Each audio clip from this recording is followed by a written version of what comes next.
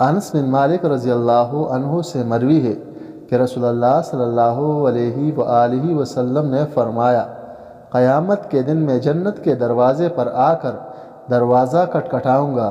پہرے دار کہے گا، آپ کون ہیں؟ میں کہوں گا، محمد۔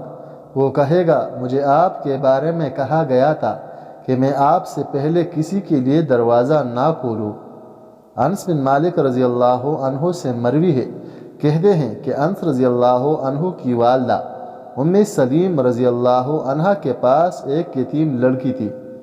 رسول اللہ صلی اللہ علیہ وآلہ وسلم نے اس یتیم لڑکی کو دیکھا تو فرمایا، کیا تم وہی ہو؟ تم تو بڑی ہو گئی ہو، تمہاری عمر لمبی نہ ہو۔ وہ یتیم لڑکی ام سلیم رضی اللہ عنہ کی طرف روتی ہوئی آئی۔ ام سلیم رضی اللہ عنہ نے کہا، بیٹی کیا ہوا؟ اس بچی نے کہا، اللہ کے نبی صلی اللہ علیہ وآلہ وسلم نے مجھے بد دعا دی ہے کہ میری عمر یا کہا کہ میرا زمانہ لمبا نہ ہو۔ ام سلیم رضی اللہ عنہ اپنی چادر کو اپنے سر پر ڈالتے ہوئے جلدی جلدی نکلی۔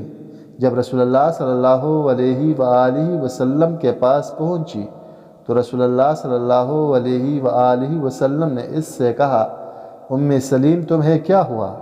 اس نے کہا کہ اللہ کے نبی، کیا آپ نے میری یتیم بچی کے لیے بد دعا کی ہے؟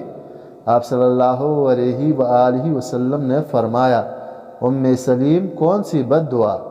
ام سلیم نے کہا، اس کا خیال ہے کہ آپ صلی اللہ علیہ وآلہ وسلم نے بد دعا کی ہے کہ اس کی عمر لمبی نہ ہو۔ رسول اللہ صلی اللہ علیہ وآلہ وسلم مسکرا دیے، پھر فرمایا، ام سلیم کیا تم نہیں جانتی کہ میرے رب سے میری ایک شرط ہے جو میں نے اپنے رب پر لگائی ہے کہ میں بشر ہوں، میں اسی طرح خوش ہوتا ہوں جس طرح بشر خوش ہوتا ہے، اور اس طرح غصہ ہوتا ہوں جس طرح بشر انسان غصے ہوتا ہے۔